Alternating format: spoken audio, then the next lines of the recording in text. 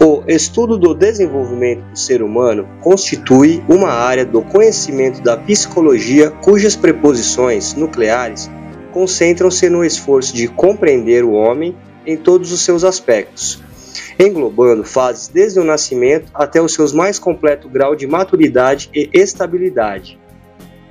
Tal esforço tem culminado na elaboração de várias teorias. Dentre essas teorias, a de Jean Piaget é a referência desse nosso trabalho. Jean Piaget nasceu em 9 de agosto de 1896 em Neuchâtel, na Suíça, e faleceu em Genebra em 17 de setembro de 1980. Aos 10 anos, publicou seu primeiro artigo para um jornal científico. Seu conhecimento em biologia o levou a enxergar o desenvolvimento cognitivo de uma criança como sendo uma evolução gradativa. Um outro ponto importante a ser considerado, segundo estudiosos, é o de que o modelo piagetiano prima pelo rigor científico de sua produção, ampla e consistente ao longo de 70 anos, que trouxe contribuições práticas importantes, principalmente ao campo da educação. Os estágios do desenvolvimento humano. Piaget considera 4 períodos do processo evolutivo da espécie humana que são caracterizados por aquilo que o indivíduo consegue fazer melhor, no decorrer das diversas faixas etárias ao longo do seu processo de desenvolvimento. Cada uma dessas fases é caracterizada por formas diferentes de organização mental, que possibilitam as diferentes maneiras do indivíduo relacionar-se com a realidade que o rodeia. No geral, as fases do desenvolvimento motor são vivenciadas na mesma sequência para todas as pessoas.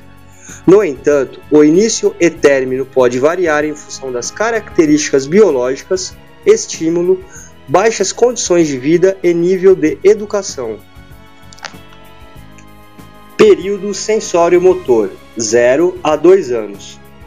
Piaget usa a expressão passagem do caos ao cosmo de acordo com a tese piagetiana. A criança nasce em um universo para ela caótico, habitado por objetos evanescentes. No recém-nascido, portanto, as funções mentais limitam-se ao exercício dos aparelhos reflexos inatos. Assim sendo, o universo que circunda a criança é conquistado mediante a percepção e os movimentos, como a sucção, o movimento dos olhos, por exemplo. Progressivamente, a criança vai aperfeiçoando tais movimentos reflexos e adquirindo habilidades e chega ao final do período sensório-motor já se concebendo dentro de um cosmo com objetos, tempo, espaço, causalidade, objetivados e solidários, entre os quais situa a si mesma como um objeto específico, agente e paciente dos eventos que nele ocorrem. Período pré-operatório, 2 a 7 anos. Para Piaget, o que marca a passagem do período sensório-motor para o pré-operatório é o aparecimento da função simbólica ou semiótica, ou seja, é a emergência da linguagem. Na linha piagetiana, desse modo, a linguagem é considerada como uma condição necessária, mas não suficiente ao desenvolvimento, pois existe um trabalho de reorganização da ação cognitiva que não é dado pela linguagem. Em uma palavra, isso implica entender que o desenvolvimento da linguagem depende do desenvolvimento da inteligência. Segundo as pesquisas psicogenéticas, a emergência da linguagem acarreta modificações importantes em aspectos cognitivos, afetivos e sociais da criança principalmente. A capacidade de trabalhar com representações para atribuir significados à realidade. Contudo, embora o alcance do pensamento apresente transformações importantes, ele caracteriza-se ainda pelo egocentrismo, uma vez que a criança não concebe uma realidade da qual não faça parte, devido à ausência de esquemas conceituais e da lógica. Período das operações concretas, 7 a 12 anos. Neste período, o egocentrismo intelectual e social dá lugar à emergência da capacidade da criança de estabelecer relações e coordenar pontos de vista diferentes e de integrá-los de modo lógico e coerente.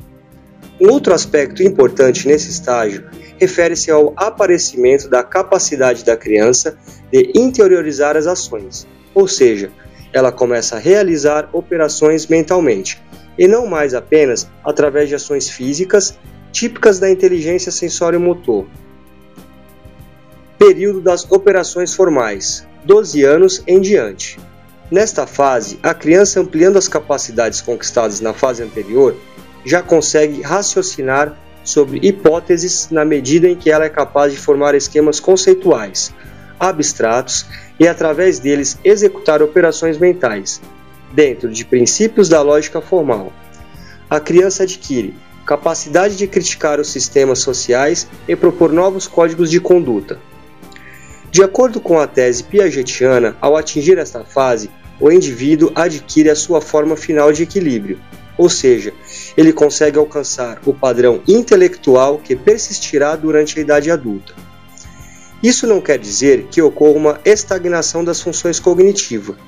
Esta será a forma predominante de raciocínio utilizada pelo adulto,